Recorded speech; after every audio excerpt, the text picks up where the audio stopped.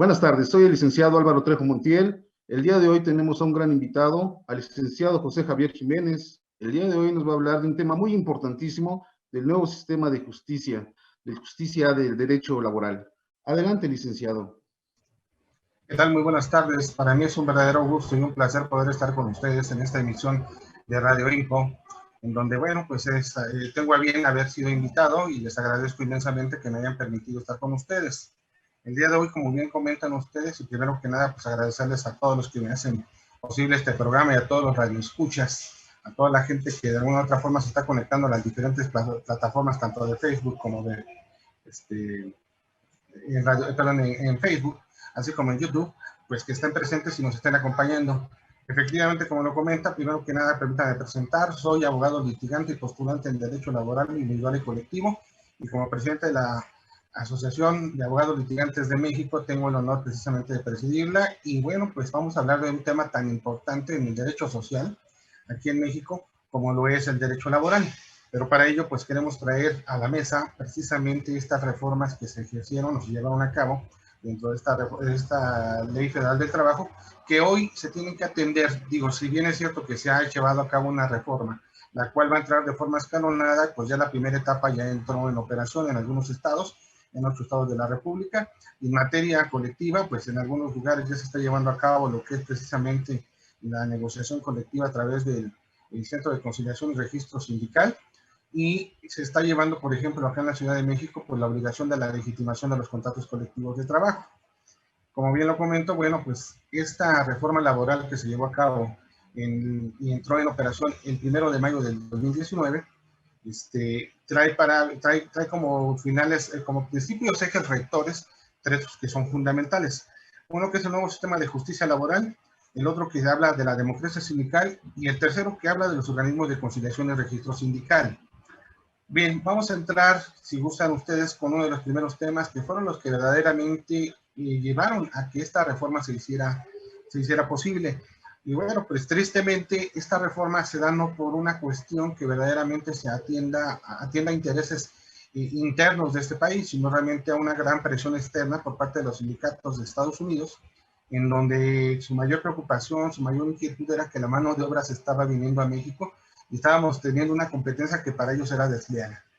Ahí por el año de 1990, en el 88, cuando entra Salinas de Gortari a la presidencia de la República, pues bueno, empieza a hacer una serie de acuerdos y dentro de ellos pues fue el Tratado de Libre Comercio, en donde México pues entra a competir con Estados Unidos y Canadá, en donde lo único que podía competirse pues era con la mano de obra.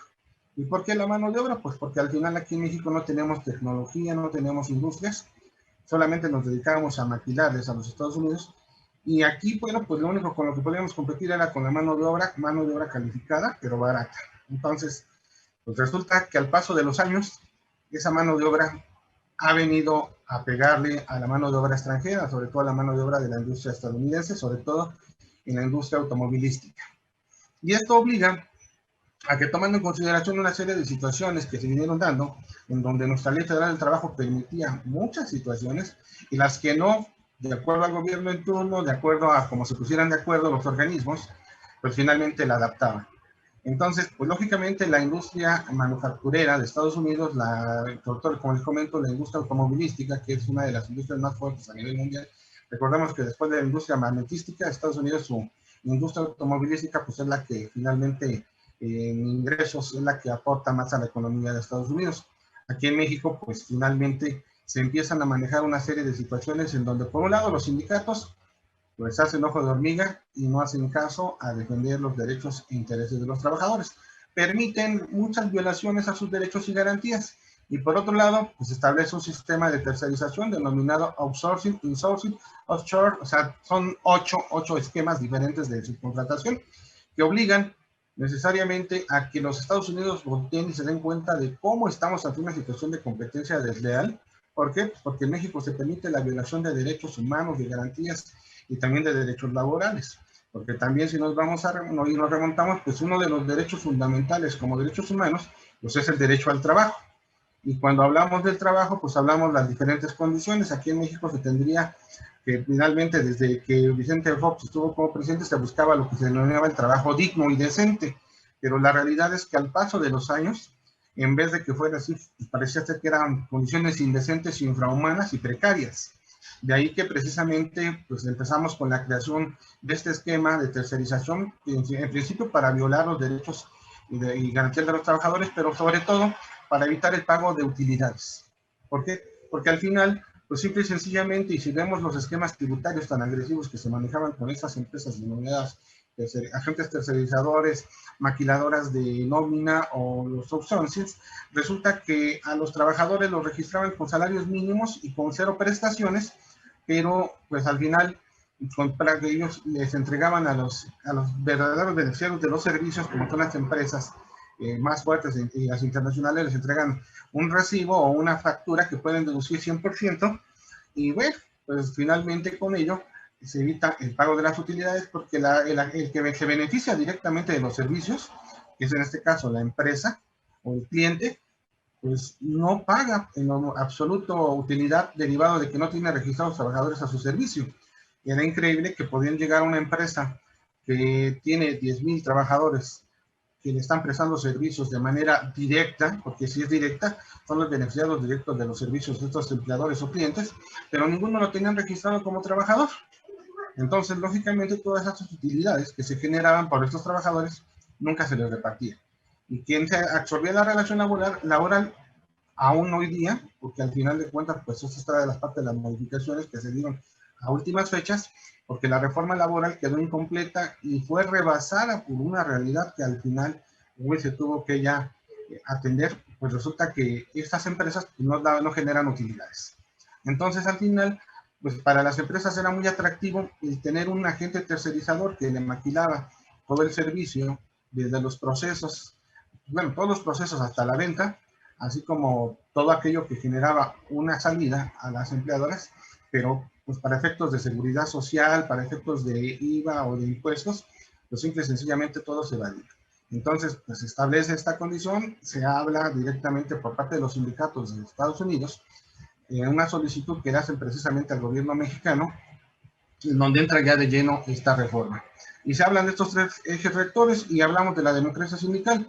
¿Por qué? Porque al final de cuentas los sindicatos se hacían oxisos en todos los casos ante este tipo de situaciones, jamás hubo oposición. Al contrario, si leemos un poquito la parte de la historia, cuando entró Vicente Fox, de hecho desde antes ya se venían aquí manejando esta parte del outsourcing, pero con Vicente Fox, Felipe Calderón y más aún con Enrique Peña Nieto, se disparó de manera considerable este tipo de servicios. Y los sindicatos pues aplaudían todas las decisiones de gobierno, que era lo más irónico, cuando realmente atentaban contra los derechos de sus agremiados. Sin embargo, de manera hipócrita ahora, pues hablan en la reforma laboral de que los sindicatos pues ahora sí aplauden y buscan que el gobierno les reconozca los derechos de los trabajadores, pero más los de los sindicatos, que irónicamente son los que están peleando que no haya esas constancias de representatividad, que no haya transparencia sindical, que no haya rendición de cuentas. Incluso, si no mal recordamos, existen más de 1,000 amparos que se promovieron por diferentes organizaciones sindicales para evitar tener que llevar a cabo este cumplimiento de esta obligación en materia de transparencia y democracia sindical. Es uno de los principales ejes rectores sobre los cuales se fundó o se motivó precisamente esta reforma laboral. Ahora bien, como les comento, los sindicatos pues se vieron también altamente beneficiados, porque de todos esos contratos colectivos que se firmaron con estos outsourcing o insourcing, los mismos sindicatos eran los que los manejaban. Los líderes sindicales en su momento pues lógicamente veían un beneficio y no protestaban ni peleaban nada, simplemente dejaban pasar todo y aprobaban cualquier situación que establecieran tanto el gobierno como los empresarios. ¿Por qué? Porque al final de cuentas no había un contrapeso como tal, no había un beneficio realmente, o realmente la idea de ellos era precisamente perpetuarse en el poder a través de este tipo de esquemas que permitían y que hoy día todavía permiten que puedan seguir ahí sin que los trabajadores realmente tengan conocimiento de los líderes sindicales, ni mucho menos del contrato colectivo de trabajo que rigen las empresas. Aquí surge esta parte precisamente de la democracia que obliga hoy día a que los sindicatos tengan que rendir cuentas, a que tengan de tomar en cuenta a los trabajadores para precisamente ser parte fundamental de la directiva sindical, en donde también debe de existir una equidad de género, o sea, es decir, un 50% hombres y un 50% mujeres, donde no debe de haber desigualdad, discriminación ni nada. Pero por muy extraño que parezca, ahora resulta que también por otro lado esta reforma sindical debilita a los sindicatos y se supone que empodera a los trabajadores en lo individual. al permitirles a los trabajadores, por un lado, afiliarse al sindicato que quieran, o a no ser parte del que esté en la empresa, o simplemente no formar parte de ningún sindicato, pero también hacerse, bueno, recibir los beneficios de los contratos colectivos de trabajo y oponerse al pago de las cuotas sindicales. Esta situación, finalmente, como les comento, apareciese que empodera verdaderamente a los trabajadores, pero los debilitan al final de cuentas. ¿Por qué? Porque al final la negociación colectiva, si bien es cierto, se tiene que llevar a cabo con la directiva sindical, si no existe el apoyo por parte de los trabajadores y con la apatía que generalmente se maneja en este país, pues lamentablemente nos encontramos en una situación de que esa apatía, de que los intereses personales pudiesen ir por encima de los colectivos, y esto debilita las organizaciones sindicales y se debilitan en sí mismos los trabajadores, porque nunca va a haber una negociación individual en aspectos colectivos. Entonces esa situación verdaderamente pues debe de ponerse un poquito de cuidado y atención, porque a la mera hora va a resultar peor el remedio que la medicina o que en su momento la aplicación de esta reforma laboral. Y hay que tener mucho cuidado. Ese es el primer punto que podemos atender. Si al final de cuentas, digo, se reforma esta parte en materia de democracia sindical, también obliga a, como les comento, la legitimación de los contratos. ¿Y a qué se refiere la legitimación de los contratos? Pues precisamente a que se involucre a todos los trabajadores en la revisión, el contenido, el texto que viene en los contratos. Aquellos trabajadores que no estén conformes con el texto, finalmente, a través de un recuento, a través de una investigación que tenga que hacer la Secretaría del Trabajo que corresponda y que tenga el conocimiento del registro de contrato colectivo de trabajo, tendrá que verificar si los trabajadores lo conocen, si conocen a sus líderes sindicales, si fueron elegidos democráticamente, si participan directamente en las decisiones del sindicato y también en la vida interna de la empresa, en todo aquello que corresponda a la vida sindical. Y en caso de que no, pues simple y sencillamente no se legitima y no se le da registro al contrato. Y esto va a ser también para los emplazamientos a huelga. Que en teoría se supondría que los emplazamientos a huelga, las titularidades de contratos colectivos de trabajo, en donde un sindicato le reclama la titularidad a otro por representar a los trabajadores o sus intereses, ahora sí que como se dice, sus intereses profesionales, se reclaman. Si no se encuentra legitimado por no haber reunido el mínimo del 30% para poder demandar la titularidad y no se legitima precisamente a través de la voluntad de los trabajadores, pues simple y sencillamente ya no se podrán ni emplazar ni demandar la titularidad. Pero ¿cuál es el detalle? Que en teoría también se supondría que esto obedece a evitar la extorsión sindical, porque desgraciadamente es otra de las cosas con las que tenemos que vivir y convivir los que nos dedicamos al derecho laboral y sobre todo al colectivo. ¿Y esto a qué se debe? Pues a que muchas organizaciones sindicales, desgraciadamente, bueno, voy a suspender tantito en lo que vamos a un paso comercial. Seguimos, compañeros, seguimos adelante, seguimos platicando con el licenciado Javier Jiménez, aquí de la reforma laboral, ¿sí? En conmemoración del día del trabajo, ¿sí? Seguimos adelante.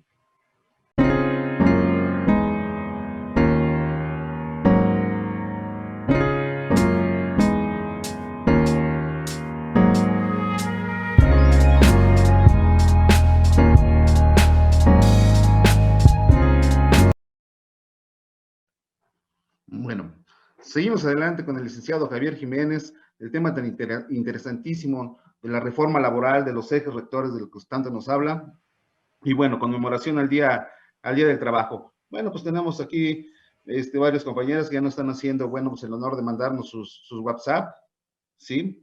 Por ahí la compañera, Tío Panqué, saludos, profe, Marlene Nájera, compartido en grupos.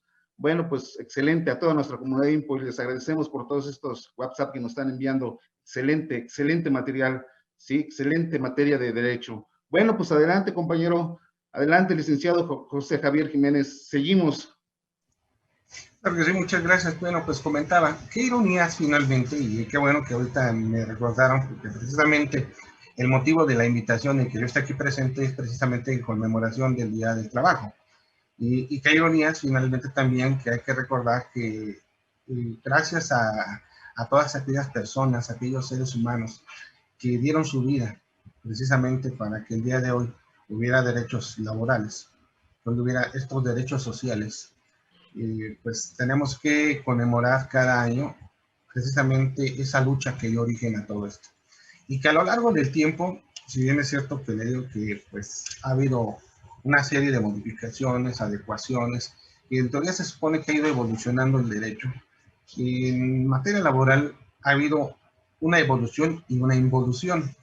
Pero bueno, pues finalmente nosotros creo que como abogados, sobre todo aquí en mi Instituto INPO, bueno, aquí en Radio INPO, que va dirigida a la comunidad jurídica, pues debemos de reconocer que el derecho laboral ha ido evolucionando tanto, ha ido modificándose de tal manera que si no tenemos esa capacidad de adaptarnos y de entender y atender lo que hoy se establece, pues vamos a quedarnos en un rezago total y finalmente nos quedaremos únicamente viendo cómo otros logran crear derecho, cómo trasciende esto y finalmente pues sin poder hacer gran cosa. En la última cápsula, en el último espacio, voy a hablar de unos temas muy relevantes que hoy permite precisamente el nuevo sistema de justicia laboral y que se está dejando pasar por alto para muchos abogados que no han puesto atención en ello. Sin embargo, lo platicaré más adelante. Ahorita me concretaré a darle continuidad a lo que venía exponiendo con relación al derecho colectivo. Y hablando precisamente de la democracia sindical, pues también viene la obligación de la rendición de cuentas. ¿Y esto a qué obedece? Pues finalmente a que la mayoría de líderes sindicales, sobre todo aquellos que son influyentes e importantes, se quedan con la cuota sindical de los trabajadores, no la destinan para lo que está precisamente diseñada, constituida conforme a los estatutos. Incluso hay líderes sindicales que pues simplemente han creado fideicomisos o crearon en una época pasada, y de esos fideicomisos han ido subsistiendo. Dicen, yo no le robo nada a los trabajadores de su cuota sindical. Nada más se quedan con los intereses que generan los fideicomisos. Entonces no le roban a los trabajadores su cuota, pero lo de los fideicomisos pues es con lo que viven y viven bastante bien. Entonces se cambia ese esquema en donde ahora hay una rendición de cuentas que debe ser obligada cada 3 meses, y al final los trabajadores hoy tienen el derecho de reclamar precisamente que se haga esa rendición de cuentas, y si no, solicitar ante la Junta de Conciliación, bueno, no en este caso la Junta de Conciliación, aunque debiera de ser para aquellos estados en donde todavía no entra en operación el nuevo sistema de justicia laboral, sino que va a ser a través de los tribunales laborales, federales o estatales. Pero bueno, esto obedece, como les comento, a este tipo de situaciones. Lamentablemente, como les comento, muchos sindicatos desgraciadamente se han convertido en guaridas de ampones, de rateros. La modificación y con relación a la democracia sindical tiene que ver para efectos precisamente de evitar la extorsión sindical que se lleva a cabo por parte de muchas organizaciones sindicales. Los tenemos sumamente bien ubicados, los conocemos por nombres, por apellidos, los conocemos por central obrera a la que pertenecen.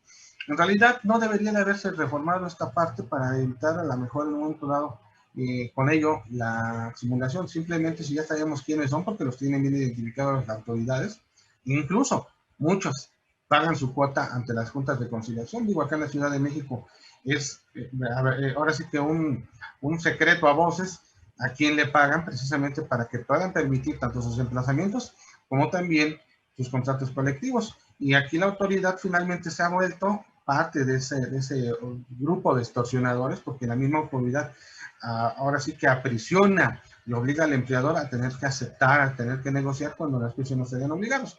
Pero bueno, hoy se establece. En verdad debería mejor, si la autoridad tiene bien identificados a estos organismos sindicales, pues simple y sencillamente desaparecerlos, porque precisamente por culpa de esos sindicatos se pierde toda legitimidad que pudiese tener un sindicato en este país, y lamentablemente por ellos es que la inversión privada, por ellos es que muchos empresarios se han alejado, se han ido, han quebrado. Entonces, esto, le digo, este sistema, esta modificación que se hace a la ley, se supone que va con la intención de evitarlo. No se va a evitar, al contrario, se va a disparar, porque ahora ya no va a haber huelgas de derecho, solo de hecho. Y esas son las que hay que tenerle más cuidado, porque son los que llegan los pseudo sindicatos, los pseudo líderes, y se montan afuera de una empresa con unas banderas de huelga diciendo, no te voy a dejar trabajar si no me das tanto. Y hay muchos nombres, ¿eh? Hay muchos sindicatos así en el Distrito Federal, Estado de México, Guerrero, que no se puede decir, Morelos, Oaxaca, ¿sí? Ahí hay una confederación, se llama Libertad de Trabajadores.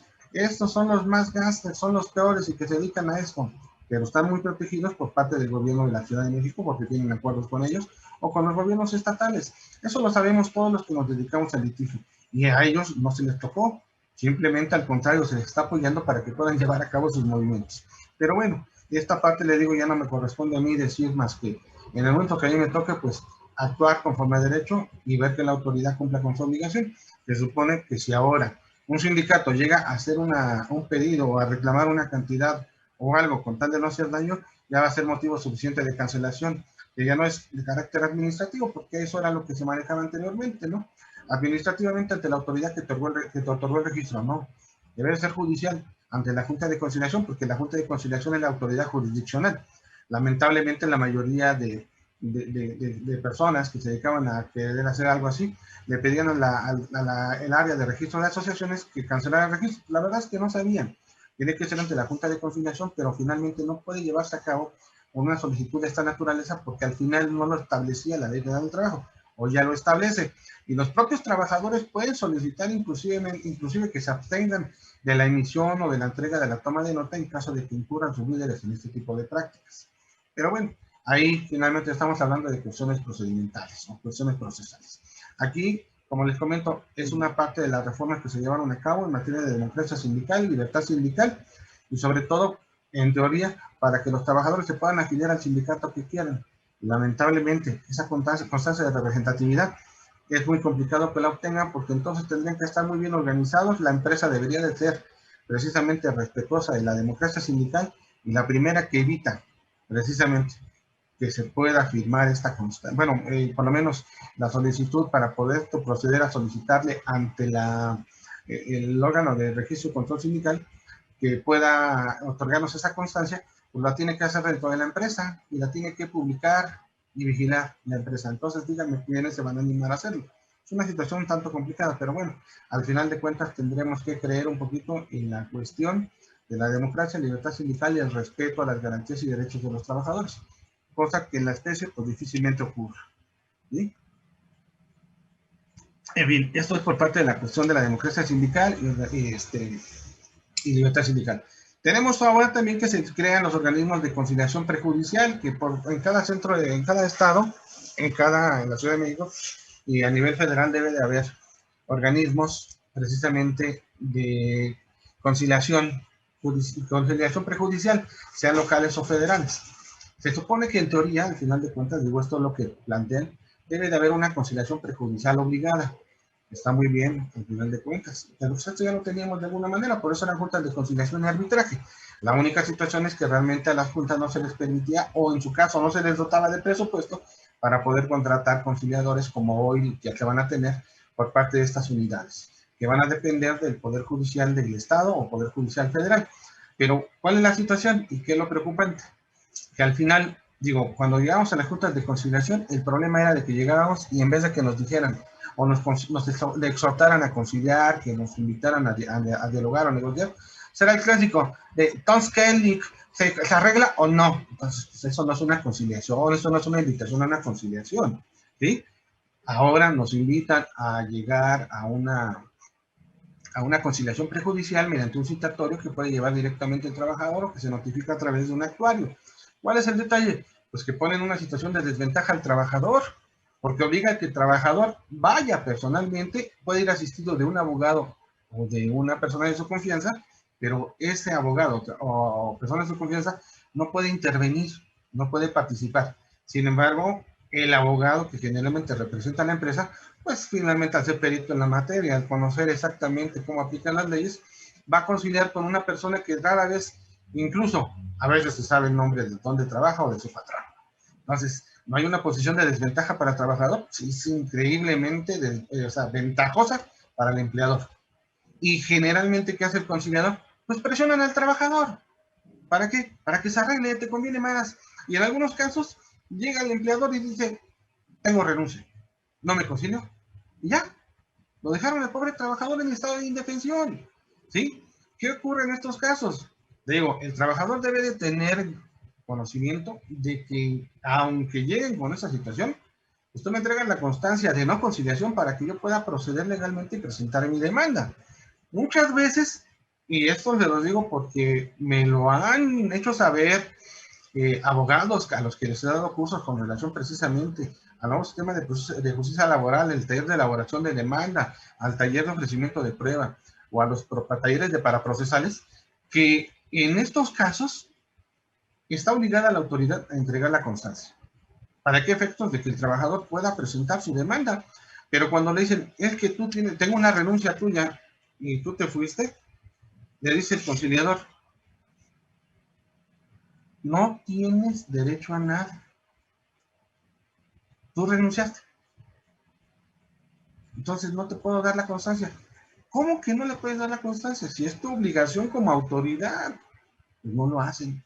Entonces, trabajadores, y a ustedes como abogados que les toca representar trabajadores, pues avísenles que no obstante que vengan con ese argüende o que vengan con esa situación, están obligadas las autoridades del Centro de Conciliación Laboral, ya sea local o federal, a entregar la respectiva constancia.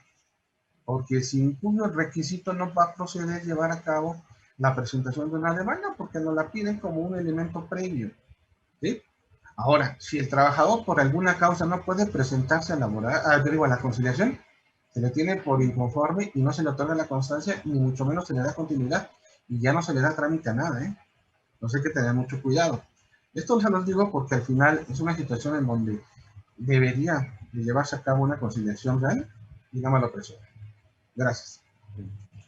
Bien, bueno, perfecto. Bueno, pues vamos a hacer un corte comercial y regresamos en unos instantes, compañeros. Sale, excelente tema, excelente tema. Gracias, licenciado José Javier Jiménez, por excelente tema. Adelante, seguimos con comerciales.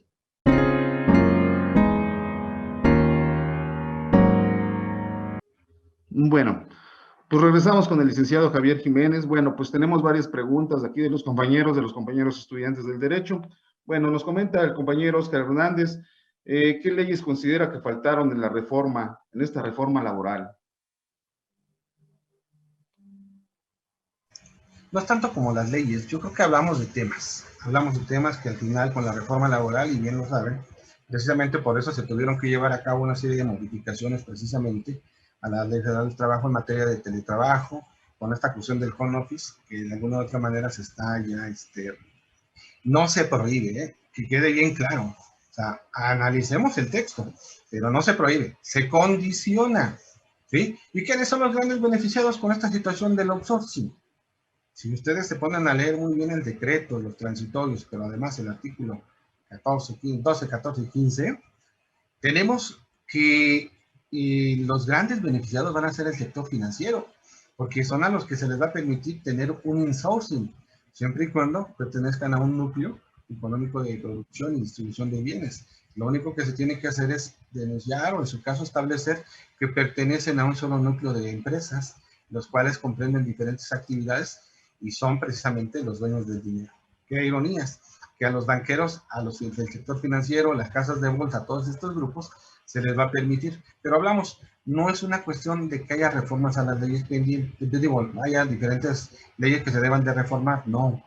La Ley Federal del Trabajo, cuando se reformó precisamente el 1 de mayo, cuando fue cuando se presentó su publicación, el 1 del año del 2019, con entrada a vigencia a partir del 1 de mayo del 2020, de manera ya, digamos, en la primera etapa para esos 10 estados que eran en un inicio, de los cuales se expulsaron 2, pero bueno, quedaron 8, se estableció precisamente el nuevo sistema de justicia laboral en donde todavía no se consideraba el teletrabajo. Si ustedes bien recuerdan y deben de tener presente, la cuestión del teletrabajo se regula precisamente a finales del año pasado, y esto a qué obedece, a que la pandemia nos rebasó y nos obligó a manejar un sistema de trabajo, un esquema de trabajo, que en la especie, como les comento, también queda rebasado. ¿Y eso a qué se debe?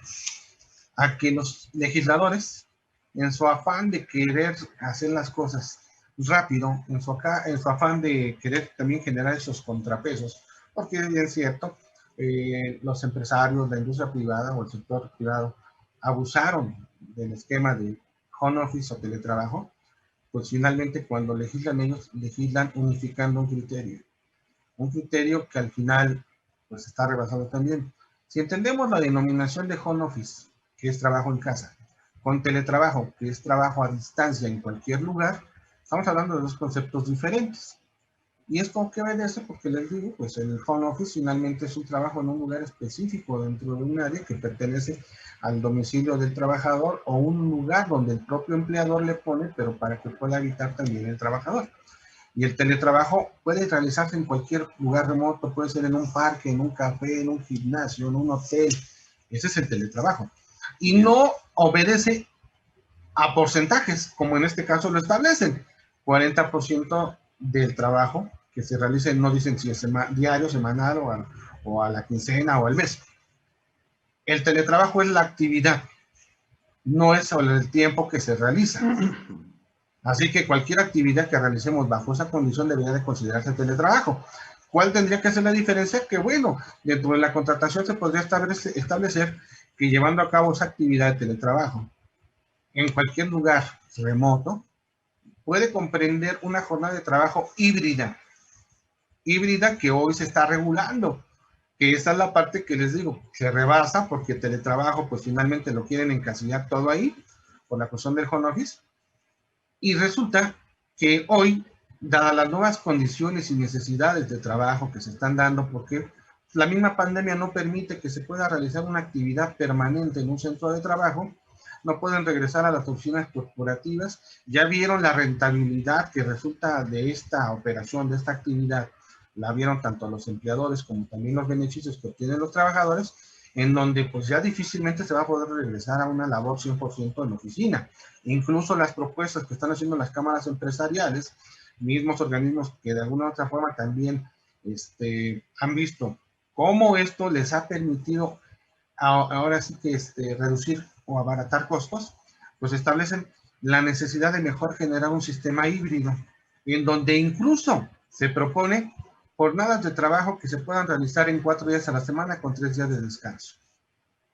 Y están viendo que es muy rentable, que les sale más económico, que tienen a trabajadores más activos, más comprometidos, que verdaderamente la producción se está sacando. Desde luego que esto no puede abarcar para todos los sectores e industrias, esto va más que nada encaminado para las labores de oficinas o en aquellos lugares en donde la actividad sea más de carácter intelectual, sin tener que ir a una empresa o a una negociación donde la actividad es manual 100%. Entonces se está estableciendo. Pero esas son cosas que nos han rebasado. ¿Qué más tenemos ahorita pendiente y que no se han regularizado? Bueno, se está regularizando. Ya se está hablando de las plataformas, el sistema de trabajo en plataformas electrónicas.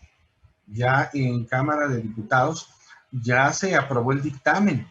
Todavía falta que pase a las siguientes áreas, a la Cámara de Senadores, se publique, pero ya se avaló. Tenemos también esta situación de la obligación hoy del empleador a no pedirle al trabajador, la prohibición del trabajador a no pedirle que firme obligadamente una carta de renuncia a un documento en blanco al momento que ingresa a laborar, con la cual, pues en un momento dado, cuando existe alguna demanda o controversia, la exhiben para no tener que pagarle sus derechos o lo que le corresponde al trabajador. Y se da mucho en la práctica, ¿eh? Es ahora sí que otro de los deportes nacionales, como lo fue del outsourcing, como lo ha sido de la simulación de las relaciones en donde se vale. Entonces, son cosas que hoy se tienen que atender y regularizar.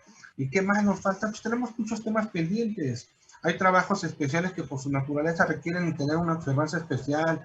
Por ejemplo, el trabajador de teletransporte, que hoy se le obliga a que tenga que comprar sus insumos, a que tenga que comprar sus herramientas, a que tenga que poner muchas veces hasta su unidad, ¿sí? El que ahora con lo del outsourcing, nada más analicen.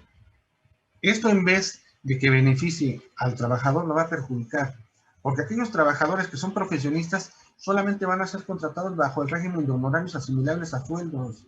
Y es muy sencillo, sobre todo para aquellos que les digo son profesionistas, para aquellos que tienen ahora sí que la posibilidad por el conocimiento de poder celebrar o realizar su actividad vía remota.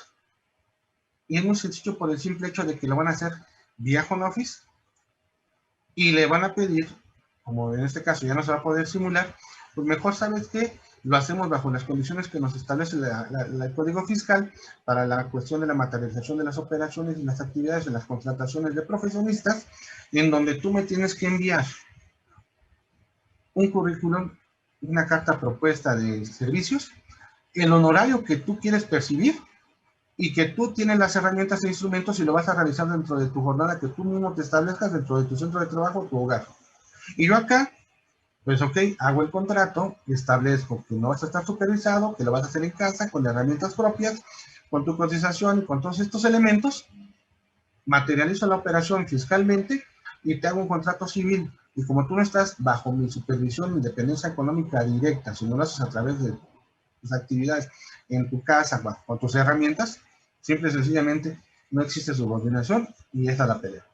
Aquí hay que tener más mucho cuidado en la redacción que se le da a cláusulas que tienen que ver con horarios, con obediencia, con entregables, porque ahí entonces puede venir la parte de la subordinación, pero la mayoría de los empleadores van a buscar evadir eso. Y esta reforma del outsourcing, hay que reconocerlo, así como muchas otras, es meramente de carácter recaudatorio, no es para proteger y defender los derechos de los trabajadores. Tal es así que por eso les digo, se condiciona, que es muy diferente a que se prohíba. Y ahí tenemos ese grave problema. Y tienes razón, el fisco se ve gravemente afectado. ¿Por qué?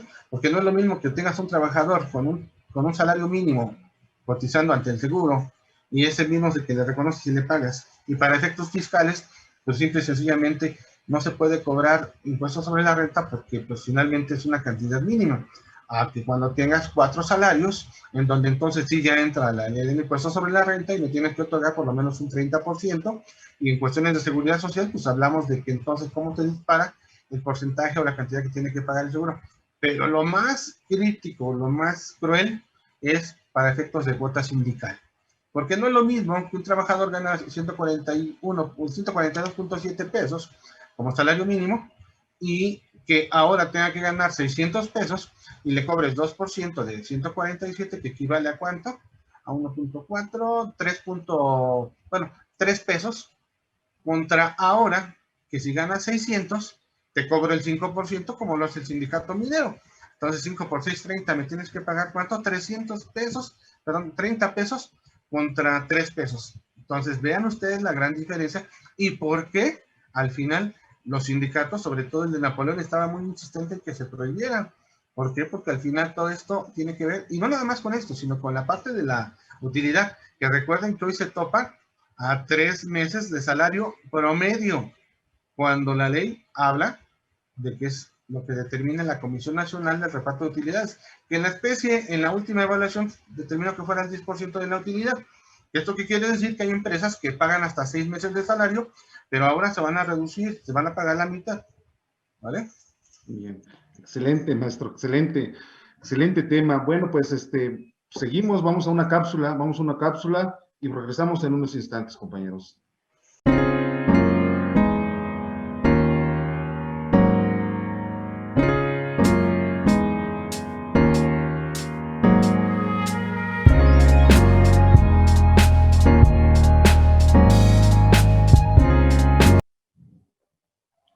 Bueno, pues seguimos con el licenciado y bueno, pues otra pregunta más que tenemos por aquí por la compañera Karen Polo me pregunta, dice, tengo una pregunta, en este nuevo sistema de justicia, ¿se está regularizando, se pretende regularizar a empresas que piden experiencia?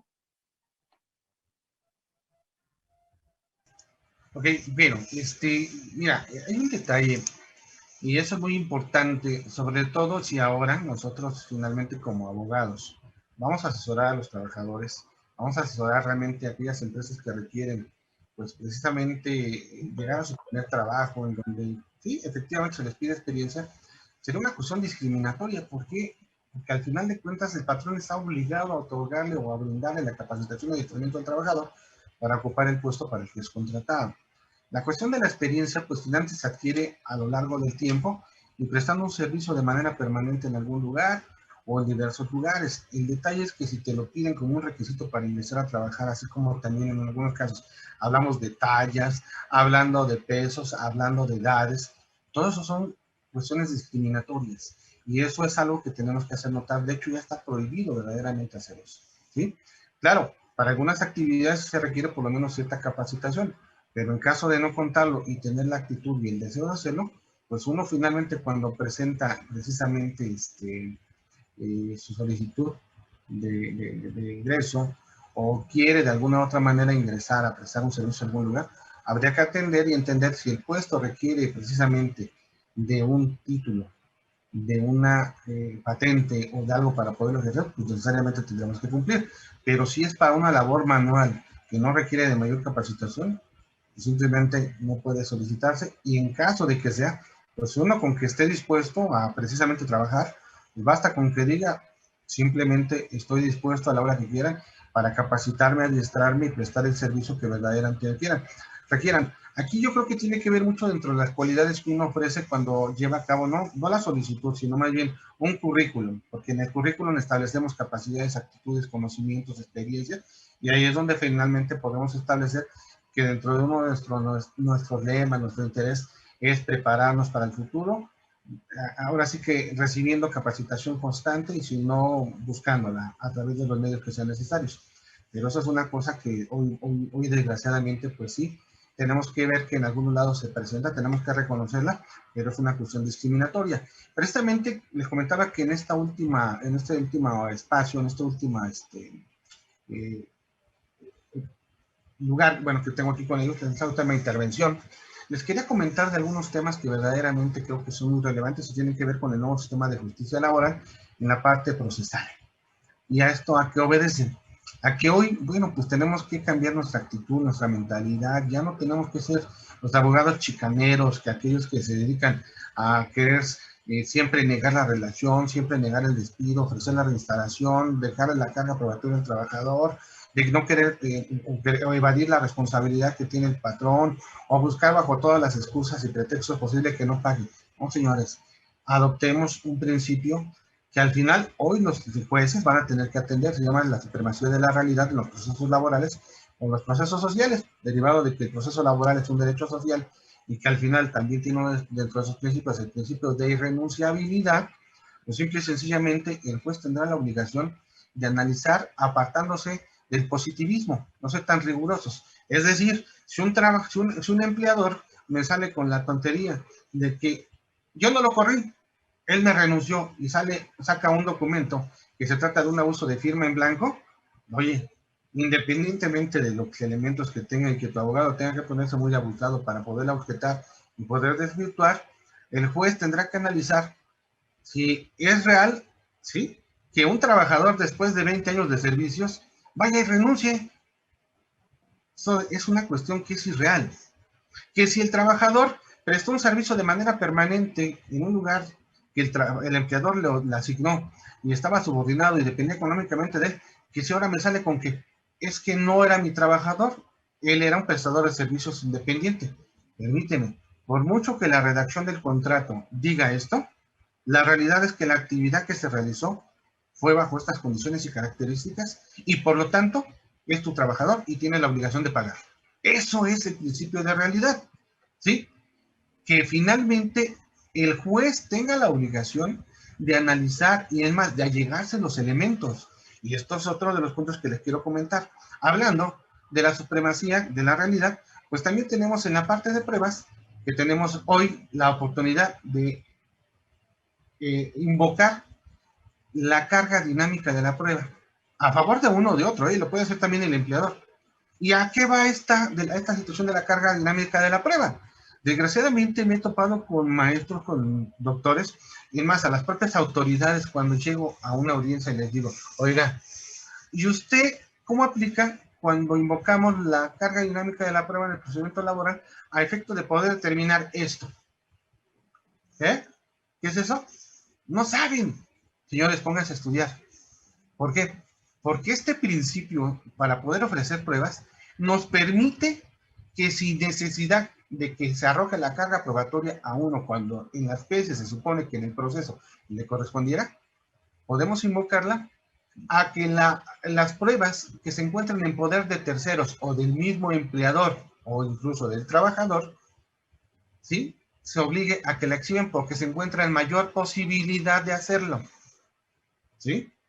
Y esto se los comento porque hay, sobre todo los que dedican al derecho civil, cuando le decimos es que ya hay un principio de reversibilidad de la carga probatoria, porque es otro de los principios que hoy tenemos en materia laboral, que antes se estilaba de que yo no te despedí, tú te ausentaste, pero te ofrezco el trabajo y te revierto la carga probatoria. No, ahora ya va a haber un principio de irreversibilidad en esos supuestos, y entonces, ¿qué va a ocurrir?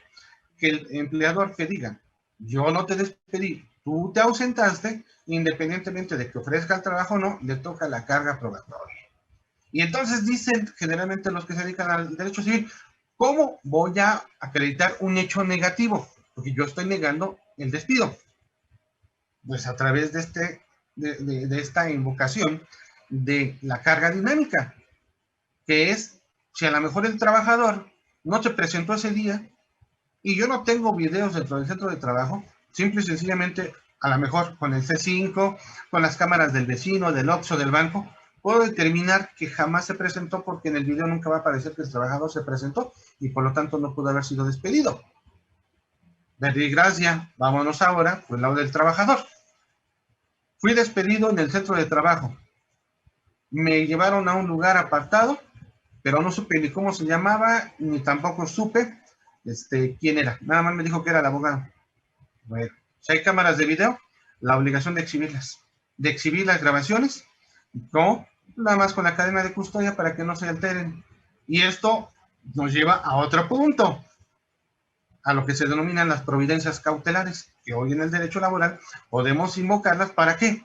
Para que la persona de quien requerimos su declaración, para la persona que requerimos que no se ausente, le pedimos al juez que mediante esta providencia cautelar o medida precautoria le gire una instrucción en donde le obligue a exhibir, a guardar, a conservar o a presentarse en el momento que sea requerido. Y ahora, si hablamos de derechos humanos, una mujer embarazada que se dice que fue despedida por estar en estado de gestación, le puede solicitar al juez que como medida precautoria le obligue a que no la dé de baja en el Seguro Social durante todo el proceso, independientemente del resultado. ¿Por qué? Si la causa fue el embarazo, pues por lo menos para cuestiones de, bueno, en este caso por una situación de discriminación, para efecto de que yo pueda llevar a buen fin mi parto, la atención médica y todo esto que requiero por estar en ese estado, tu juez dicta la sentencia, bueno, no una sentencia, sino dicta una medida cautelar en donde tú obligas a que me otorguen ese servicio y además que me paguen las incapacidades pre y postnatales, además de los salarios y todas las prestaciones habidas y por haber. Y esto es una de las cosas que hoy tenemos. Pero además de ello, también tenemos algo más bonito todavía. Se llama para procesar los procedimientos voluntarios. Y esto también nos ayuda ¿para qué? Para requerir que se investigue, se exhiba determinada causa o declaración, o en su momento se tenga que arrancar algo del empleador. ¿Y esto cómo lo hacemos? Pues es un procedimiento muy sencillo. Y con ello preconstituimos prueba que después nos va a servir de prueba trasladada para los hechos y que se convierte en instrumental pública de actuaciones. Y con esto ponemos en la lona al empleador que abuse de su jerarquía, de su poder y afecte a los trabajadores.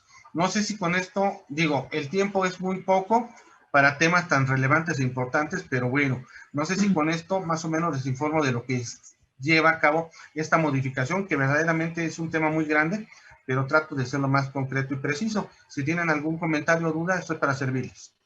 Por ahí otra pregunta, licenciado José. Nos comenta la compañera Lourdes Uribe, que cómo se lleva a cabo una huelga a puerta abierta. Bueno, como les comentaba, puede ser, es que hay dos, por eso les decía hace rato, existen las huelgas de hecho y las de derecho. Una huelga a puerta abierta, pues es una huelga de hecho más que de derecho, porque recordemos y hablando claramente, el huelga es la parálisis de la operación o de las actividades en el centro de trabajo, ¿sí? Si se lleva a cabo y hay trabajadores que están prestando servicio, no se puede considerar huelga, porque no hay suspensión. De hecho, en el procedimiento colectivo, pues esto obliga a que necesariamente en un momento dado, cuando el abogado de la empresa de alguna u otra manera quiere desvirtuar por completo y levantar la huelga, pues puede plantear en los 48, en las 24 horas siguientes, preferentemente, la licitud e ilicitud, así como el que se haya llevado a cabo no la huelga como corresponde, ¿sí? Que fue o no llevada a cabo por la mayoría de los trabajadores y se somete a recuento. Ahora, una huelga a puerta abierta puede ser cuando los trabajadores están prestando servicios. Si no hubo un emplazamiento previo, pues simple y sencillamente no se puede considerar huelga. Y si, le digo, no hubo el emplazamiento como tal y llegaron a ponerla de facto, que quiere decir aquellos sindicatos que se dedican a hacer esa simulación y extorsión, pues esa es una cuestión que, como les digo, es de hecho y no de derecho, y no tanto es un delito, por lo tanto es un delito, entonces se puede denunciar. Y además al sindicato, se puede pedir hoy la cancelación del registro con el nuevo sistema de justicia laboral. Bueno, otra pregunta, aquí licenciado, dice Óscar Hernández, ¿No sería mejor que se ejerza presión por medio de las leyes precisas y democráticas para cambiar esos casi cargos? Cacicazgos, ¿no? Cacicazgos, Cacicazgos. perdón, Sí, cacicazgos. cacicazgos. Bueno, aquí hay una cuestión con relación a los cacicazgos, como les digo, desgraciadamente ha sido parte del sistema. Si ustedes bien lo saben, precisamente por eso eran los famosos sindicatos charros y que vienen de hablándose de los años 50, en donde desgraciadamente la mayoría de líderes pues se coluden con la autoridad. Finalmente la autoridad, acuérdense, que a quien esté en turno, pues a quien le van a obedecer. Antes, por ejemplo, la CTM pues era prácticamente, de hecho, don Fidel Velázquez llegó a ser tan influyente, tan importante, que tenía más poder que el propio presidente. Y además, otra de las cosas, prefirió ser siempre secretario general de la CTM a ser presidente. ¿Por qué? Porque no había reelecciones. Y lo máximo que podía aspirar era ser presidente por 6 años. Como secretario general, ¿cuántos sexenios estuvo presente? Y así fue. ¿Por qué? Porque el propio sistema los crea, los fortalece. Y así como está están otros. Ahí está Napoleón, que al final de cuentas se ha ido reeligiendo. Resulta que ni siquiera era trabajador, nunca fue trabajador. Y una de las condiciones para ser secretario general o para formar parte de un sindicato, pues es que por lo menos haya sido trabajador en activo durante determinado tiempo. Y entonces, ¿cómo llegaste a ser secretario general del sindicato si nunca fuiste trabajador? Resulta que cuando Vicente Fox, y luego pues finalmente ya le dio seguimiento Calderón, pero cuando fue a finales del sexenio de Vicente Fox, lo querían derrocar por las huelgas que llevó a cabo de manera ilícita o lícita, si ustedes quieren verlo, porque sí tenía como sea el respaldo, pues se dieron cuenta que no era trabajador. Pero en fin, creo que quedan muchas preguntas, pueden hacérmelas llegar a mi correo y con todo gusto se las contesto. Bueno, compañeros, pues fue un placer haber estado aquí con el licenciado Javier, tema importantísimo de materia de derecho laboral, pues conmemoración al Día del Trabajo, tema excelente y nos quedamos cortos, nos hace falta tiempo, horas prácticamente para llevar a cabo y darle seguimiento a todas las preguntas que nos hacen los estudiosos del derecho. Bueno, compañeros, pues por mi parte ha sido todo y que tengan una excelente tarde. Hasta luego. Muchas gracias. Si te gusta el contenido, dale like al video. Suscríbete y activa las notificaciones presionando la campana.